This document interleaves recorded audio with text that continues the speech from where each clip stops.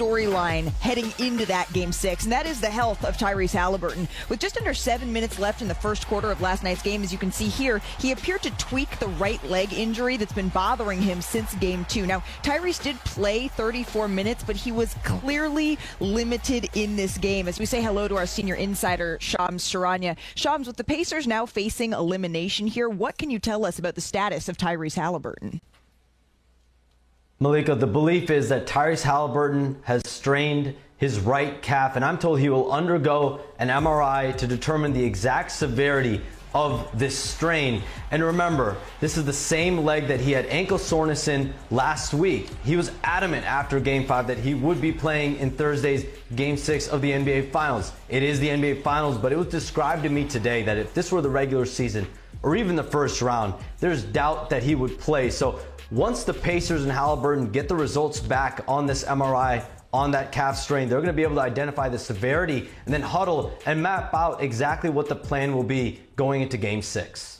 Okay, Shams, we will stay tuned certainly for an update on just how severe that calf strain is, but it is a right calf strain here for Tyrese Haliburton. Shams, thank you so much for that insight and information as we welcome you back to set here. Brian Windhorst, Shanae Agumake, Kendrick Perkins. I'm going to start with you here, Brian. A calf strain, that's not really what you want to hear. Right, so one, it sort of frames the explanation of why he struggled so much last night, because this is obviously an injury that significantly impacts your ability to push off on it, and we saw he basically stopped going inside the paint.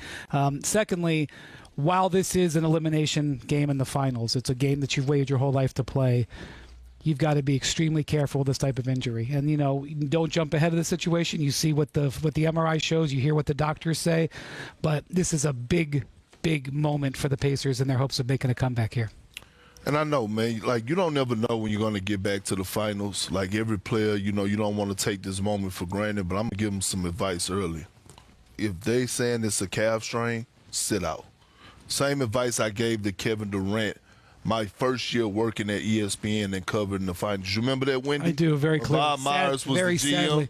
Bob was actually mad at me for that because I told him, forget what the franchise is telling you, sit out. And then what happened a few games later when Kevin Durant came back? You were saying it that day. That day, he tore his Achilles, and that's how severe it is. So, I would rather him, his health is more important, but you can't go out there in the NBA Finals against this Oklahoma City Thunder team and if you're not 100% or even close to 100%, because them killers are waiting.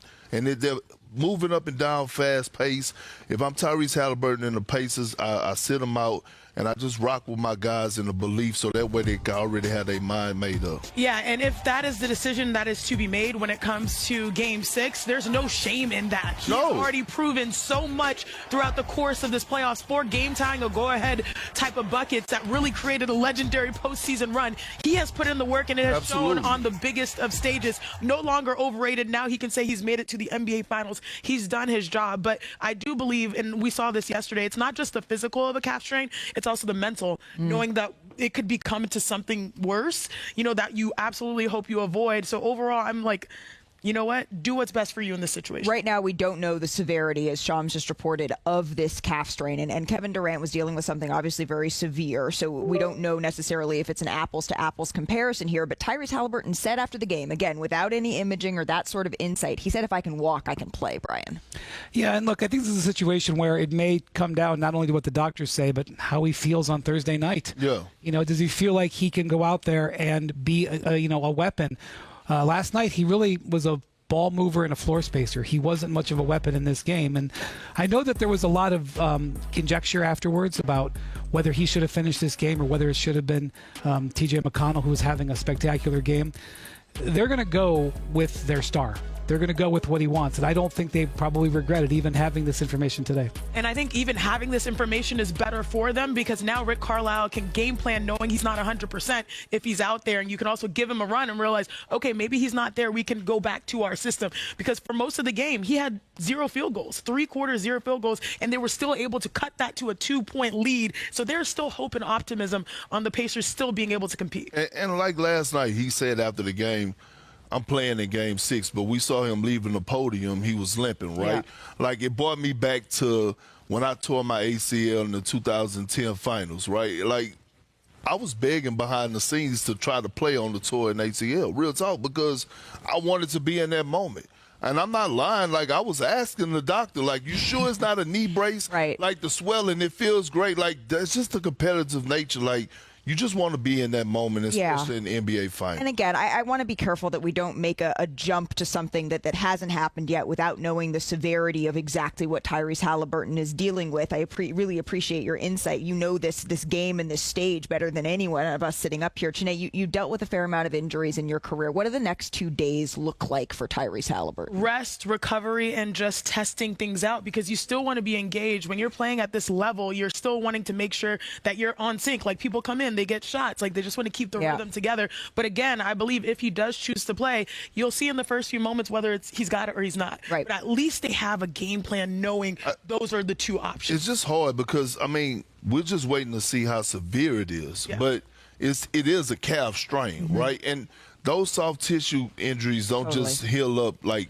in the next 48 hours. Right. There's no Toradol shot you can get in the backside that's going to relieve that pain when it comes down to those type of injuries. So, again, do I want to see him on the floor? Yes, but I want to see him on the floor where he's actually able to produce. Right? And if he can't go out there and be the best version of him, especially against this young Oklahoma City Thunder team, then you got to go with have faith in and saying next man up. Right, and we've seen it a couple of times in this postseason, unfortunately. I think back to Steph Curry. I think to Aaron Gordon, who did play on a calf strain that he's been dealing with intermittently. Ja Morant as well. So we will continue to update you as we know more about this situation surrounding Tyrese Haliburton. I don't know that, though, is when the Indiana Pacers lost this game. Jalen Williams and Shai Gilgeous-Alexander, they were playing like they were snatching this one and not giving it back last night. This duo was absolutely sensational. I don't know if we appreciated it enough in the moment, Sinead, but 10 years from now, we may be looking back and saying this is one of the best 1-2 punches we've seen. Yeah, this is when the duo, the stars, were born. This was a moment of arrival, announcement, and introduction for J-Dub, one of the 2 players to be all NBA on both offense and defense. And there, that's my favorite words, and one son. 0 to 60 in 4.47 seconds. Shai Gilgeous-Alexander going to work here over Pascal Siakam. Elevates. That is such a tough shot, Perk. Man, that's what he do. The mid-range assassin, right? Coming in, doing what he do best. SGA, tough shot maker. More like drive and kick by Luke Dort. More like 0 to 71. Well, SGA and J-Dub, they combined to score or assist on 49 of OKC's 59 first-half points. And then Tyrese Haliburton, of course, he struggled in this one. We now know that this is in part due to injury, but it is his first career playoff game with 0 made field goals. He just wasn't able to be the Tyrese Haliburton that we've all grown accustomed to. Some of his teammates, though, they picked him up to make this game a little bit closer late, Brian. Believe it or not, TJ McConnell was the Pacers' best weapon in the paint. He kept getting in there and getting those angles that he has expertly mastered over the years. But it didn't hurt when someone was able to at least knock down a 3 here and there. Man, they have my blood pressure going through the roof. TJ McConnell, 13 in the third. Pascal, 14 in the fourth. We thought maybe we see another Game 1 situation. You know what? I was feeling okay. I was like, oh, maybe I wasn't so nuts. And then Jalen Williams said, you know what? Again, we had questions about J-Dub at every point throughout these playoffs, and he doubled down in his work. Again, the points off turnovers, that's another battle where the Oklahoma City Thunder just dominated, Brian. Stunning stat. They had 27 steals and blocks combined. It would be 27. And then you remember it's OKC. Move! Shai Gilgeous-Alexander attracting 2 defenders. Who does that leave open? The guy that you shouldn't right now because he's on a heat check. He was making a mixtape last night. Attacking the rim, getting that one to go. That's so pretty. Let's take one more look, Perk. Come on. Trust. The glass.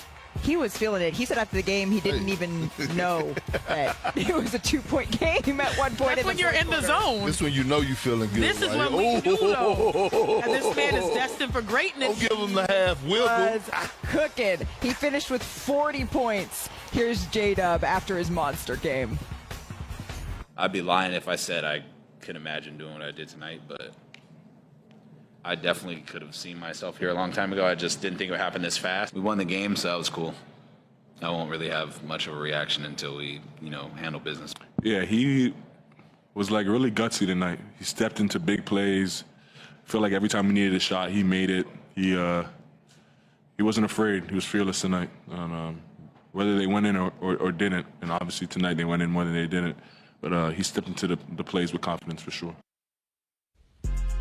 Did you think about wearing that hat to the show today, Perk? J-Dub's hat? I mean, I'll try it. He's giving Fresh Prince. I kind of like it. Well, he also, on his way to this 40-point game, this is what it looked like. He got downhill, 18 paint points, most in a playoff game in his career. He also knocked down 3 3-pointers.